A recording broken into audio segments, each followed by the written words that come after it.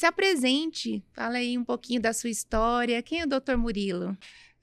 Eu brinquei, né? Quem é o Dr. Murilo? Já é uma pergunta complicada. Eu sou um mineirinho, nasci no interior, numa cidade chamada Luz.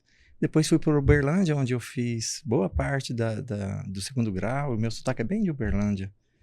E aí, quando você sai prestando vestibular pelo país inteiro, aquela loucura, né? Eu sou da época do vestibular, não tinha pais nem nada, né?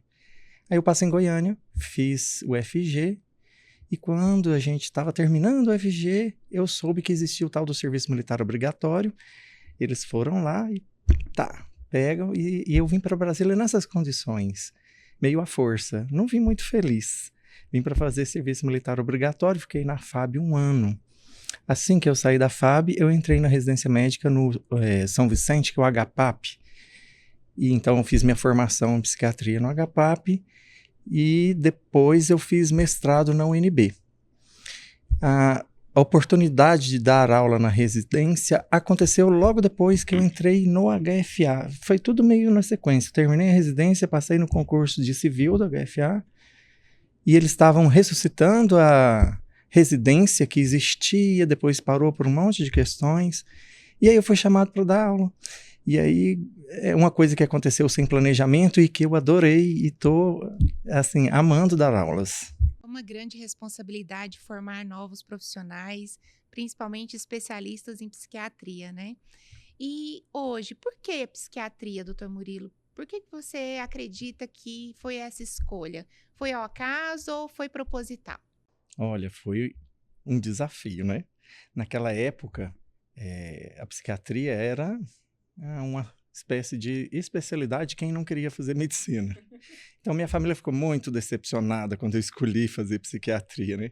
Mas a trajetória foi assim. Durante a faculdade, eu me apaixonei pela farmacologia, fui monitor de farmacologia.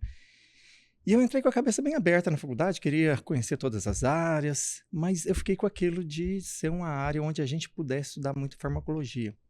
Aí, no finalzinho, eu fiquei anestésio, não, psiquiatria. Aí resolvi ir para psiquiatria para aproveitar o fato de eu gostar de conversar. Falei, pronto, vou usar isso como ferramenta. Fui para psiquiatria. Então, fui para psiquiatria numa época em que era meio mal visto. Eu acho que hoje mudou muito e você percebe isso pela concorrência das vagas para a residência. Aumentou demais. Então, eu acho que a sociedade está entendendo a psiquiatria já de outra forma, né? Nesses últimos 10 anos, a coisa evoluiu bastante. E com a questão da pandemia, eu acredito que nós tivemos algumas mudanças, né? O que o senhor sentiu mais no comportamento, tanto profissional, né, na sua demanda de consultório e dos pacientes? O que o senhor percebe hoje?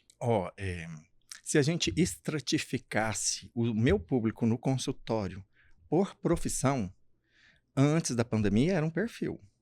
Então, antes da pandemia, eu atendia muitos professores, bancários, bombeiros. Depois da pandemia, profissional de saúde ganha disparado de qualquer outra classe profissional. Então, atendo muita gente da saúde hoje. Médico, enfermeiro, técnico de enfermagem, físio. Então, foi uma mudança muito sensível, muito evidente, né? Todo mundo sofreu, né? Ninguém passou ileso, né? por essa pandemia, mas quem estava trabalhando, então, sofreu muito. Então, deu para notar, assim, no consultório particular, uma mudança no perfil mesmo das pessoas. Gente, afetou todo mundo.